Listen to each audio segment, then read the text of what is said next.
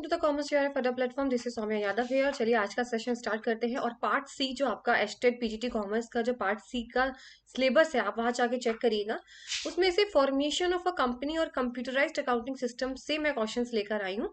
ठीक है, तो चलिए स्टार्ट करते हैं। और साथ ही मैं आपको बता देती हूँ कि आप लोगों के लिए मैं टॉप 200 और 300 एमसीक्यूज लेके आने वाली हूँ जल्दी, जिससे आप लोगों को ज्यादा पढ़ने की जरूरत नहीं पड़ेगी। अगर आपने वो एमसीक्यूज कर लिए, यानी एमसीक्यूज रटने नहीं है, जो टॉपिक्स उसके अंदर आएंगे अगर आपने वो पढ़ लिए तो इजिली आप अपना एग्जाम पास कर सकते हैं।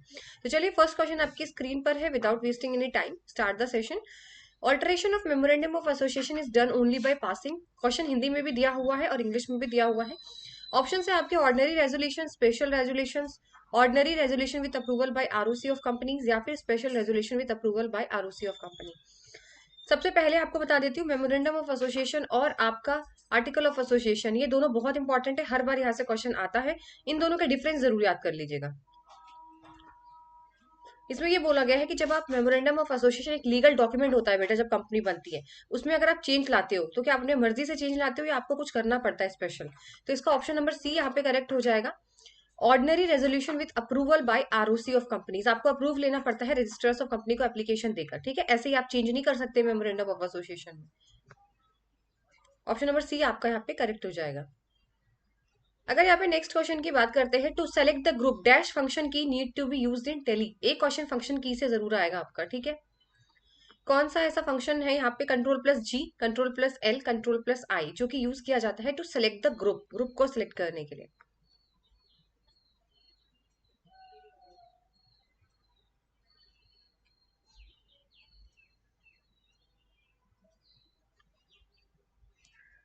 चलिए, ऑप्शन नंबर ए आपका करेक्ट हो जाएगा बेटा। जी से ग्रुप याद रखो, इसमें रटना नहीं था। ठीक है, अगर आप control plus G, G for group. ठीक है, ये तो बहुत इजी था।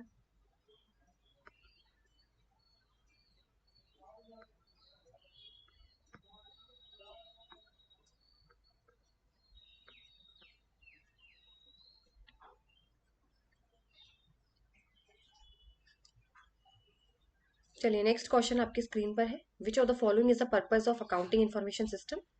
Inventory control, advertising, marketing research और recruitment of employees. Accounting information system के बारे में पहले तो समझ लो होता क्या है। देखो, अकाउंटिंग इन्फॉर्मेशन सिस्टम का सिंपल सा मतलब है सारी चीजों को रिकॉर्ड करना। ठीक है, पर हम रिकॉर्ड करते क्यों है मैम?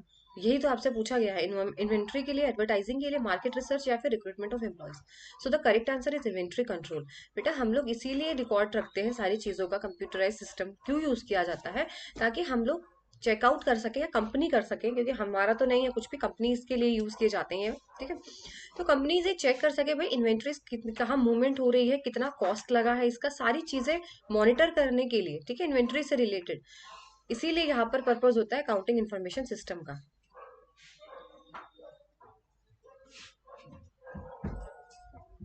चलिए नेक्स्ट क्वेश्चन आपकी स्क्रीन पर है। The list of rules and regulations of companies is known as what?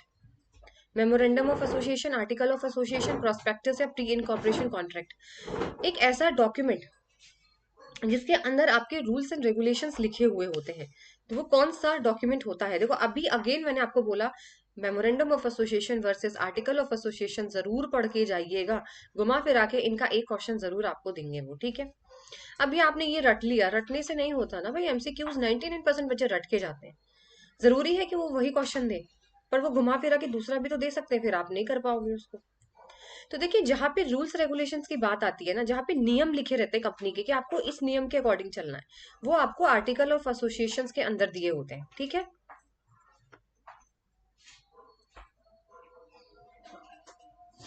चलिए नेक्स्ट क्वेश्चन है। Who is the marketer of Tally? Tally का कौन विपणन करता है? कौन है marketer? Tally package private limited, Tally gold private limited, Tally solutions private limited, या फिर none of the above? Who is the marketer of tele?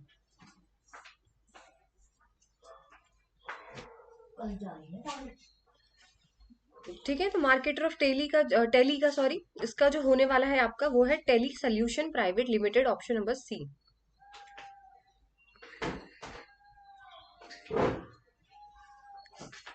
चलिए नेक्स्ट क्वेश्चन है। Which of the following is not a feature of a computerised accounting system?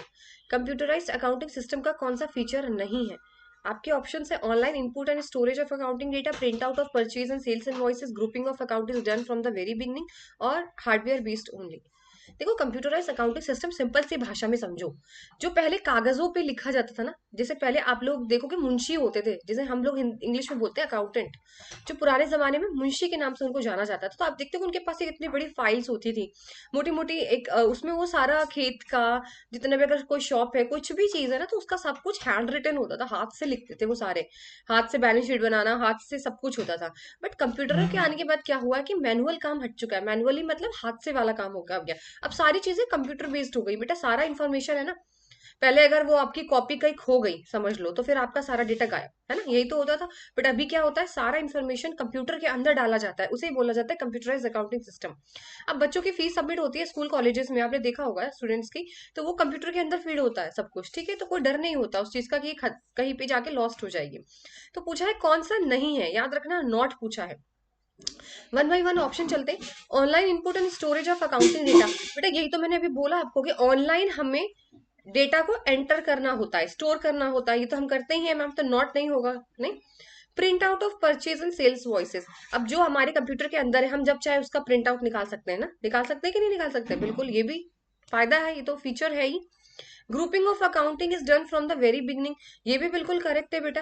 पहले से ही हम शुरू से ही account हम कंप्यूटर में ही बनाना शुरू करते हैं, हम पेपर पर लिखते ही नहीं अब, ठीक है। सारी चीज अब स्टार्टिंग से कंप्यूटर पे ही काम होता है। लास्ट है आपका हार्डवेयर बेस्ड ओनली, बेटा ये रॉन्ग हो गया। देखो कंप्यूटर बेस्ड अकाउंटिंग सिर्फ हार्डवेयर पे बेस्ड कैसे हो सकता है, आई नो कि हार्डवेयर का मतलब जो आप छू सकते हो, जैसे कंप्यूटर हो गया, माउस हो गया, ठीक है। हार्डवेयर की जरूरत तो पड़ेगी, कंप्यूटर की जरूरत तो पड़ेगी, लेकिन सिर्फ हार्डवेयर की पड़ेगी, यहाँ पे क्या लिखा हुआ है, ओनली, केवल। बेटा केवल कैसे पड़ेगी, सॉफ्टवेयर की नहीं पड़ेगी। अगर टैली नहीं होगा तो उस पर फिर रिकॉर्ड कैसे करोगे, एमएस एक्सेल्स नहीं होंगे, अंदर कोई सॉफ्टवेयर नहीं होगा, तो रिकॉर्ड किस में करोगे, कंप्यूटर के अंदर, उसके लिए आपको चाहिए होगा ना। अगर हम प्रेजेंटेशन बनाते हैं बच्चों को पढ़ाने के लिए, तो हम एमएस एक्सेल, एमएस वर्ड पे बनाते हैं, सॉफ्टवेयर ही नहीं होगा तो लैपटॉप का करेंगे क्या, ठीक है ना। तो ये आपका हो गया रॉन्ग, ये फीचर नहीं है, क्योंकि ये सॉफ्टवेयर पे बेस्ड होता है, सारी चीजें बेटा सॉफ्टवेयर में रिकॉर्ड होती हैं।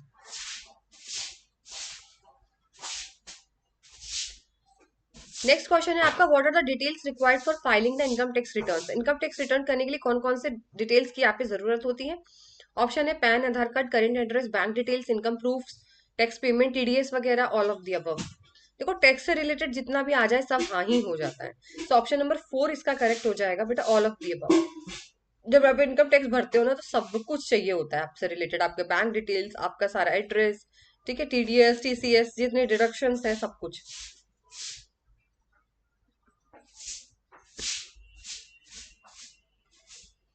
यहाँ पे आपको ज्यादातर क्वेश्चन बेटा फॉर्मेशन ऑफ कंपनीज और कंप्यूटराइज अकाउंटिंग सिस्टम का ही मिलेगा, क्योंकि ये पार्ट सी में से मैं टॉपिक लेकर आई हूँ, ठीक है, आपके सिलेबस से। सबसे पहला है, which of the following content is not specified in AOA of the company. Article of association के अंदर बेटा कौन सा इंक्लूड नहीं करते हैं, पहला borrowing powers of the company, voting rights, transfers and transmission of shares, या फिर name and address of the company.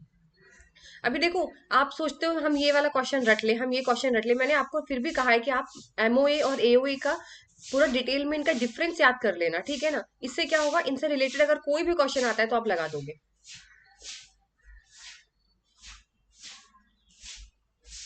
देखो आर्टिकल ऑफ एसोसिएशन में बेटा रूल्स एंड रेगुलेशंस आते हैं, तो जैसे बोरोवर पावर क्या है, वोटिंग राइट्स क्या है, लेकिन जो नेम और एड्रेस होता है ना, कंपनी का नाम क्या होगा, कंपनी का एड्रेस क्या है, वो आता है मेमोरेंडम ऑफ एसोसिएशन के अंदर, ना कि article of association. So option number D आपका करेक्ट हो जाएगा।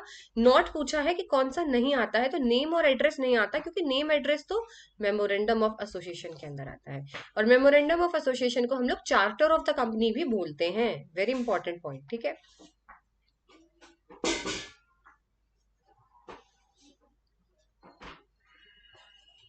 चलो next question, memorandum of association of a company is dealt with which section, section 245, section 246, section 255 और 256, कौन सा सेक्शन है memorandum of companies dealt under with, बताइए।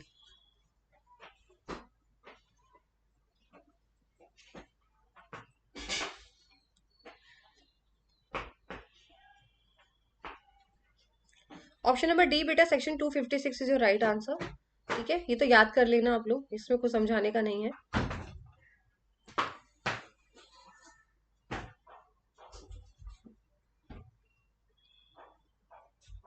चलिए नेक्स्ट क्वेश्चन आपकी स्क्रीन पर है, how many members should sign the MOA in case of private company. Private company है अगर, तो कितने मेंबर्स होने चाहिए बेटा जिनको एमओए को साइन करना होता है। भाई इतने मेंबर्स तो चाहिए ही चाहिए, बता कितने मेंबर्स होते हैं, वो भी प्राइवेट का। मैं पब्लिक का भी बताऊंगी आपको, प्राइवेट का भी, ठीक है। तो यहाँ पे प्राइवेट पूछा गया है, तो बेटा प्राइवेट के अंदर आपको 2 मेंबर्स की जरूरत होती है। ऑप्शन नंबर 2 आपका करेक्ट हो जाएगा, ठीक है। 2 मेंबर्स होते हैं जो साइन करते हैं वहां पे एमओए पे। चलिए नेक्स्ट क्वेश्चन है, what are the language required for Tally, C, C plus plus, C and C plus plus and none of the above. Tally जब हम लोग यूज करते हैं उनमें कौन सी लैंग्वेज की जरूरत होती है।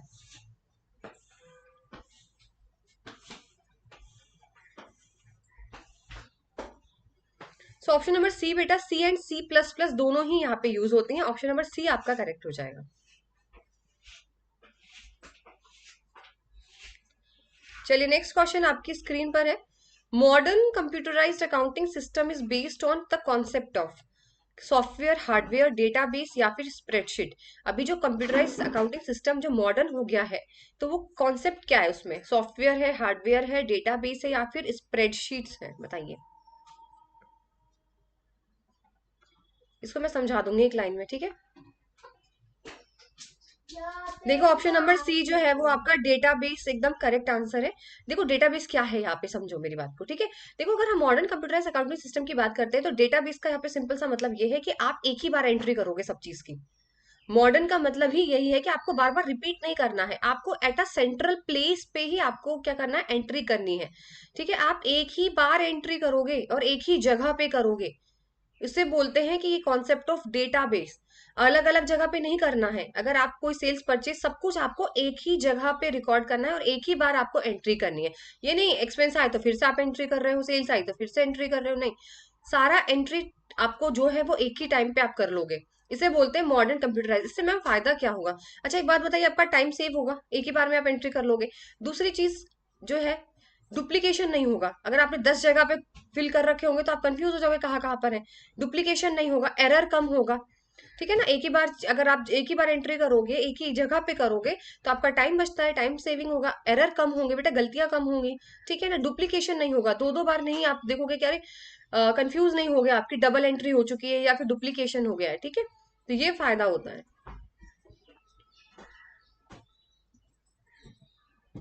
नेक्स्ट क्वेश्चन है बेटा, in the case of public companies MOA must be sign by. अभी मैंने प्राइवेट बोला था कि 2 मेंबर्स चाहिए होते हैं, याद रखना। पब्लिक की बात करें तो 7 मेंबर्स की जरूरत होती है। ऑप्शन नंबर डी बेटा आपका करेक्ट हो जाएगा, 7 मेंबर्स या 7 सब्सक्राइबर्स, ठीक है। चलिए नेक्स्ट क्वेश्चन है, dash mean modifying the readymade software to suit the specified requirement of the user. Option से operating system, customise software, ready to use and tailored. यहाँ पर ये बोला गया है बेटा, ऐसे सॉफ्टवेयर्स जो कस्टमर के हिसाब से बनाए जाते हैं, उनमें चेंज लाया जाता है, उसको क्या बोलते हैं।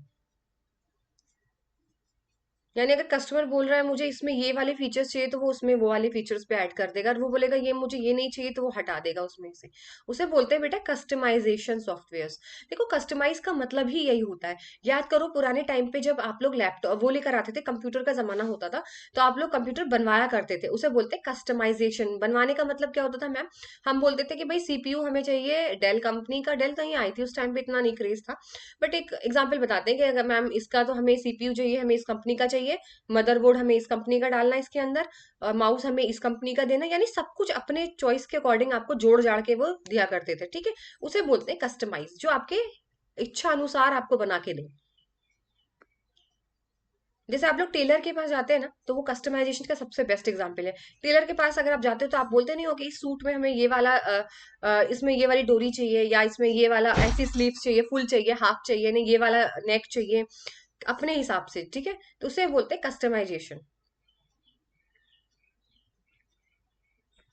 चलिए नेक्स्ट क्वेश्चन आपकी स्क्रीन पर है, the framework of storage and process of data is called operating environment, processing environment, storage environment या फिर डेटा एनवायरनमेंट। वो फ्रेमवर्क बताना है जहां पे आप डेटा को एंटर करते हो, डेटा को स्टोर करते हो, डेटा को प्रोसेस करते हो, उसको क्या बोलते हैं। सारी चीजें होती हैं वहां पे। अब देखो मैं आपको एग्जांपल से यहाँ पे समझाती हूँ। ऑप्शन देखो, डेटा दिया हुआ है, सिर्फ डेटा थोड़ी ना है, अभी इसमें क्या बोला है, डेटा का स्टोरेज भी होता है, डेटा का प्रोसेसिंग भी होता है। तो यहाँ पे प्रोसेसिंग भी दिया हुआ है, स्टोरेज भी दिया है, डेटा, ये तो एक एक एक दिया है ना। अगर मैं प्रोसेसिंग पे टिक लगा देती हूँ तो ये तो सिर्फ प्रोसेस करेगा, फिर स्टोरेज और डेटा कहाँ गया। अगर मैं स्टोरेज पे लगा दूंगी तो फिर प्रोसेसिंग और डेटा कहाँ गया, और मैंने डेटा पे टिक लगा दिया तो बेटा फिर प्रोसेसिंग और स्टोरेज कहाँ गया। तीनों चीजें जिसमें पाई जाती हैं वो है ऑपरेटिंग एनवायरमेंट, ठीक है। यहाँ पे तीनों चीजें डेटा को स्टोर प्रोसेस किया जाता है। सो ऑपरेटिंग एनवायरमेंट आपका राइट ऑप्शन हो जाएगा। चलिए नेक्स्ट क्वेश्चन है, arrange the following stages of formation in companies in a proper sequence. Promotion stage, raising of share capital, incorporation, commencement या फिर सिलेक्शन ऑफ नेम। आपको बताना है कि जब कंपनी बनाई जाती है तो किस सीक्वेंस में कंपनी बनाई जाती है। देखो सबसे पहला स्टेज होता है आपका प्रमोशन स्टेज। प्रमोशन का मतलब आइडिया आना कि भाई क्या बिजनेस प्लान क्या है आपका, आइडिया लेना। उसके बाद फिर आप नाम चूज करते हो भाई कि इस कंपनी का नाम क्या रखेंगे। अब नाम रख लिया, नाम रखने के बाद आप जाते हो रजिस्ट्रेशन कराने, यानी इनकॉर्पोरेशन। इनकॉर्पोरेशन का मतलब नाम को रजिस्टर्ड तो कराओगे ना लीगली, कानून के दायरे में रहकर। उसके बाद फिर आप पैसा जमाना शुरू करते हो, यानी रेजिंग ऑफ शेयर कैपिटल। ये कैसे होता है मैम, शेयर्स बेच बेच कर, ठीक है, पब्लिक को। फिर लास्ट होता है कमेंसमेंट स्टेज। कमेंसमेंट का मतलब होता है अपना बिजनेस आपने अब स्टार्ट कर दिया है। सो 1 4 3 5 2, this is your right sequence, ठीक है। 1 4 3 5 2, ये आप बाद में इसको इस ऑप्शन के अकॉर्डिंग लगा सकते हो। AECBD, ऑप्शन नंबर थर्ड यहाँ पे करेक्ट हो जाएगा।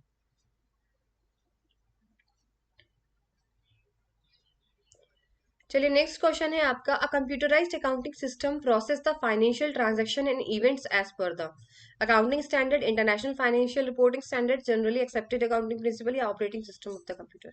यानी जो भी कंप्यूटर अकाउंटिंग सिस्टम के अंदर जो भी फाइनेंशियल ट्रांजेक्शन हम लोग बेटा कर रहे हैं, अंदर जो भी डिटेल जा रही है, इवेंट जा रही है, उसको किस प्रिंसिपल्स के अकॉर्डिंग हमें बनाना होता है। सो ऑप्शन नंबर सी बेटा यहाँ पे हो जाएगा आपका सही, GAAP, यानी गैप जिसे बोलते हैं, जनरली एक्सेप्टेड अकाउंटिंग प्रिंसिपल्स। इन्हीं प्रिंसिपलों के आधार पर ही आपको रिकॉर्ड करना है, अगर आपने नहीं किया तो वो गलत माना जाता है, ठीक है। चलिए नेक्स्ट क्वेश्चन है, minimum number of membership in A private limited company. Private limited company में कितने मिनिमम मेंबर होने जरूरी हैं, 250, 200, मोर than one of the above या नन ऑफ दी। तो बेटा प्राइवेट कंपनी में दो ही मेंबर्स की जरूरत होती है, कम से कम दो मेंबर्स तो होने ही चाहिए। चलिए नेक्स्ट क्वेश्चन है, which documents to be filed with the registrars of a company for incorporation. Memorandum of association, article of association, declaration, all of the above. यानी जब आप अपनी कंपनी को रजिस्टर कराने जाते हो, ठीक है, रजिस्ट्रेशन कराने जाते हो, जैसे आप लोग अपनी जमीन का नहीं कराते हो रजिस्ट्रेशन, हर चीज का रजिस्ट्रेशन होता है। तो कौन कौन से डॉक्यूमेंट वहां पे जरूरत होती है आपको फिल करना पड़ता है। MOA, AOA, declaration, all of the above. तो बेटा सारे डॉक्यूमेंट्स की जरूरत पड़ती है, इसलिए all of the above is your right answer, ठीक है। चलिए नेक्स्ट क्वेश्चन पे आते हैं। The process of incorporation of a company is carried out by members, directors, promoter या फिर शेयर होल्डर। जब आप प्रोसेस कराते हो, ठीक है, कंपनी की जब आप रजिस्ट्रेशन कराते हो तो किसके द्वारा की जाती है बेटा ये, मेंबर्स, डायरेक्टर्स, प्रमोटर्स या फिर शेयर होल्डर्स, कौन करता है। देखो जो प्रोसेस होता है ना, सबसे पहला आइडिया जो आता है ना कंपनी को चलाने का या बिजनेस प्लान, वो प्रमोटर्स के ऊपर ही आता है, इसीलिए प्रमोटर ही पूरा रोल प्ले करता है यहाँ पे, ठीक है। प्रमोटर ही वो सबसे पहला होता है जो शुरुआत करता है कि बिजनेस खोलना है या बनाना है, जो भी है, ठीक है। चलिए नेक्स्ट क्वेश्चन है, which of the following is true about statutory corporation. Statutory corporation के बारे में कौन सी चीजें यहाँ पे सही हैं।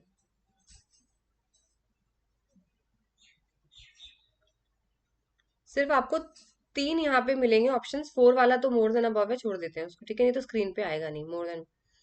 तो स्टैट्यूटरी ऑपरेशन के बारे में बेटा कौन सा स्टेटमेंट सही है ये बताना है आपको। चलो मैं यहाँ पे दिखा देती हूँ चारों, आप बताओ सही कौन सा है इसमें से। देखो स्टैट्यूटरी कॉर्पोरेशन बेटा वो कॉर्पोरेशंस होती हैं जो गवर्नमेंट अपने अकॉर्डिंग, यानी अपने लॉ, गवर्नमेंट के द्वारा कोई स्पेशल एक्ट वो पास करते हैं जब बनाई जाती है, ठीक है। गवर्नमेंट बनाती है इसको, गवर्नमेंट के लॉ के अकॉर्डिंग इसे बनाया जाता है, अपने आप से कोई नहीं बना सकता इसको। गवर्नमेंट ही कोई स्पेशल एक्ट पास करती है पार्लियामेंट के थ्रू, ठीक है, तभी जाकर वो एंटरप्राइजेस बनती है, जैसे कि आपकी LIC, SBI, ठीक है, कोई खास काम के लिए बनाई जाती है। सो ऑप्शन नंबर 1 बेटा यहाँ करेक्ट हो जाएगा इसका। स्टैट्यूटरी कॉर्पोरेशन और पब्लिक एंटरप्राइजेस होते हैं जो that came into existence by a special act of the parliament, ठीक है,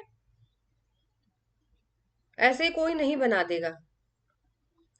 चलिए नेक्स्ट क्वेश्चन है, how many proposed names and of a company have to be submitted by ROC at the times of incorporation. कितने नाम आप जो है वो जमा कर सकते हो कि हमें कंपनी के कितने नाम, मिनिमम कितने नाम है कि इनमें से कोई नाम हमें सेलेक्ट करके दो। तो आपके 6 यहाँ पे होते हैं, ठीक है। 6 नाम आप दे सकते हो कंपनी के, जिसमें से फिर आपको अप्रूवल मिल जाता है किसी एक नाम के लिए। चलिए नेक्स्ट क्वेश्चन है, public limited company includes, company public limited के अंदर लिस्टेड कंपनीज आती है, non listed, both listed non listed, या फिर गवर्नमेंट नॉन लिस्टेड। देखो पब्लिक लिमिटेड कंपनी ऐसी होती है जिसमें दोनों आते हैं, लिस्टेड और नॉन लिस्टेड। अभी होता क्या है listed non listed, I explain in just only one simple sentence. देखो लिस्टेड कंपनीज वो होती है जो बेटा आपके स्टॉक एक्सचेंज में जाकर रजिस्टर्ड होती हैं, जहाँ पे सिक्योरिटीज बेची और जाती है ना, खरीदी और बेची जाती है, तो पर वो स्टॉक एक्सचेंज में जाकर रजिस्टर्ड होती हैं। और नॉन लिस्टेड कंपनी क्या होती है, वो स्टॉक एक्सचेंज में रजिस्टर्ड नहीं होती, बस इतना डिफरेंस है। सो ऑप्शन नंबर थर्ड आपका करेक्ट हो जाएगा, बोथ। चलिए नेक्स्ट क्वेश्चन है आपका, approve application for approval of a name of a company is to be made to government of the state, registrar of the company, SEBI, या more than one of the above. अगर अभी आपने question ध्यान से देखा हो, पिछले क्वेश्चन में बार बार आरओसी आरओसी आ रहा था, नहीं नोटिस किया होगा आप लोगों ने, बार बार आरओसी आरओसी आ रहा था हर चीज के लिए, कि अगर आपको कितने नाम जो है वो आपको आप दे सकते हो कंपनी का अप्रूवल के लिए आरओसी को। तो यहाँ पर भी वही चीज है कि आप किसको दिया जा रहा है, आरओसी को। सो ऑप्शन नंबर 2 आपका करेक्ट हो जाएगा, रजिस्ट्रार्स ऑफ अ कंपनी। जब आपको एप्लीकेशन देना पड़ता है, कोई भी नाम आपने सजेस्ट किया कंपनी का XYZ, तो आपको वो एप्लीकेशन देना पड़ेगा रजिस्ट्रार्स ऑफ कंपनीज को, फिर वो आपको या तो रिजेक्ट करेंगे आपके नाम को, या फिर एक्सेप्ट करेंगे आपकी कंपनी को नाम के, ठीक है। अगर सही होगी तो एक्सेप्ट हो जाएगी। तो आरओसी इसका राइट आंसर है। कभी कभी देखो क्वेश्चन ही जो होता है ना, वही आंसर बन जाता है अगर देखा जाए तो। अगर आपने पिछला क्वेश्चन ढंग से देखा होता कि सब जगह आरओसी आरओसी आ रहा है, तो आपको ये क्वेश्चन आ जाता। To select the ledger function key needs to be used in Tally, sir control plus L B C। देखो L फॉर लेजर, तो control plus L, option L यहाँ पे आपका राइट हो जाएगा। नेक्स्ट क्वेश्चन है बेटा यहाँ पे, to in Tally to print the report we you to use, print करना है हमको, तो P फॉर प्रिंट, तो alt plus P, option number C correct हो जाएगा।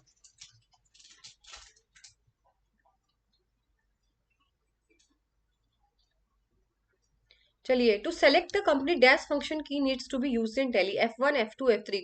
कौन सी फंक्शन की जरूरत होती है जब हम सेलेक्ट करते हैं किसी कंपनी को, F1 F2 या फिर F3? तो राइट ऑप्शन हो जाएगा इसका F3, ठीक है। F3 ही से हम लोग कंपनी को सिलेक्ट करते हैं अंदर कंप्यूटर में। चलिए नेक्स्ट क्वेश्चन है, which one of the following is a limitation of a computerised accounting system. Computerised accounting system के नुकसान क्या है? पहला, adverse effect on health, staff opposition, high cost of training, all of the above. देखो adverse effect on health कैसे होगा ma'am, health पे कैसे खराब पड़ेगा?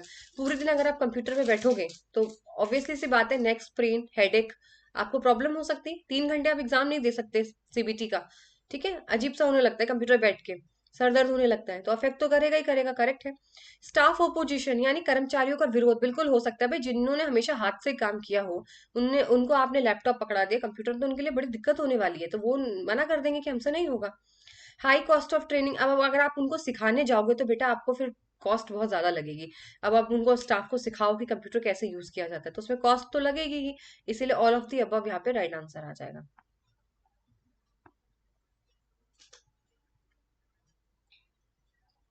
चलिए, विच of the following is the first step in the accounting cycle. Accounting cycle का सबसे पहला स्टेप बता दो क्या होता है?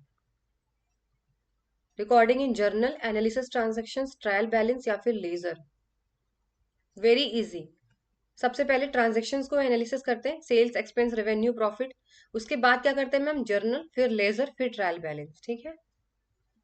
So option number B correct हो जाएगा। ये देख लो पूरा प्रोसीजर। सबसे पहले सोर्स डॉक्यूमेंट यानी एनालिसिस ऑफ ट्रांजेक्शन्स, फिर जर्नल, फिर लेजर, फिर ट्रायल बैलेंस के बाद फाइनेंशियल स्टेटमेंट।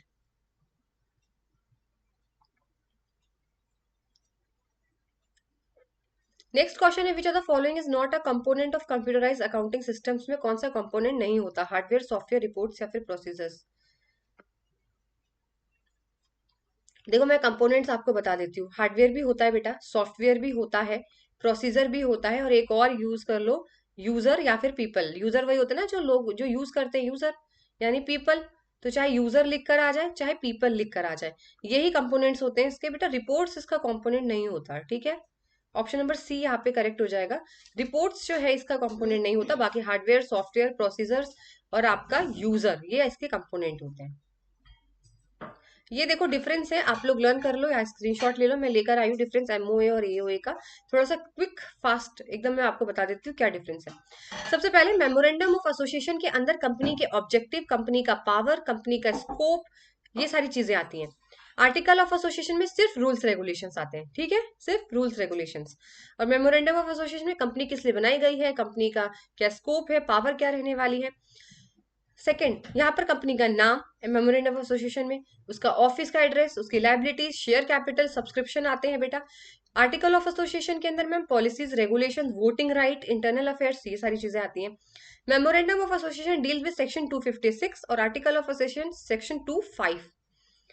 अब मेमोरेंडम ऑफ एसोसिएशन जो है इसमें कंपनी और इसके आउटसाइडर्स के बारे में होते हैं, जैसे शेयर होल्डर्स, क्रेडिटर्स कौन है। आर्टिकल ऑफ एसोसिएशन में बाहर वालों से कोई मतलब नहीं होता, अपने मेंबर्स से मतलब होता है, कंपनी के अंदर के जो मेंबर्स है, जैसे शेयर होल्डर्स है, डायरेक्टर्स है, ठीक है, कंपनी के अंदर अंदर वाले लोग। और मेमोरेंडम ऑफ एसोसिएशन में क्या होता है, कंपनी के बाहर वाले लोग, ठीक है। मेमोरेंडम ऑफ एसोसिएशन का बेटा रजिस्ट्रेशन कराना जो है वो बहुत जरूरी होता है, ठीक है। और यहाँ पर आर्टिकल्स में भी ये भी मैंडेटरी ही होता है, ठीक है। अब देखो मेमोरेंडम ऑफ एसोसिएशन को हम लोग बेटा चेंज कर सकते हैं, ठीक है, लेकिन इसके लिए हमें अप्रूवल लेने पड़ती है सेंट्रल गवर्नमेंट से और स्पेशल रेजुलेशंस में, ठीक है। ये हम आर्टिकल एसोसिएशन की बात करें, इसको भी हम लोग चेंज कर सकते हैं, but changes must comply with the memorandum and must be approved in the directors meetings, share holder meetings में। लेकिन इसके लिए तो देखो मेमोरेंडम एसोसिएशन में कोई चेंज करने के लिए आपको स्पेशल रेजुलेशन या सेंट्रल गवर्नमेंट की हेल्प चाहिए होती है। बट आर्टिकल ऑफ एसोसिएशन में जो आपके मेंबर्स होते हैं ना, जो मीटिंग करते हैं, जैसे डायरेक्टर, शेयर होल्डर्स, आप उनके हिसाब से चेंज कर सकते हो अगर वो स्पेशल रेजुलेशन पास करे तो, ठीक है। तो ये इनके डिफरेंस थे, आप लोग चाहे तो स्क्रीनशॉट भी ले सकते हो, और यहाँ से क्वेश्चन बनने के पूरे चांसेस है 110%, ठीक है। चलिए आगे, तब तक आपको सेशन अच्छा लगा तो वाकई आप मुझे कमेंट में कम से कम बता सकते हैं, लाइक सब्सक्राइब की कोई जरूरत नहीं है, बट अगर आपको सेशन वाकई जेन्युइनली अच्छा लगता है तो आप एक मुझे कमेंट सेक्शन में जरूर बता सकते हैं कि आपको सेशन कैसा अच्छा लगा। तब तक आपसे मिलते हैं नेक्स्ट सेशन में, till then goodbye, take care.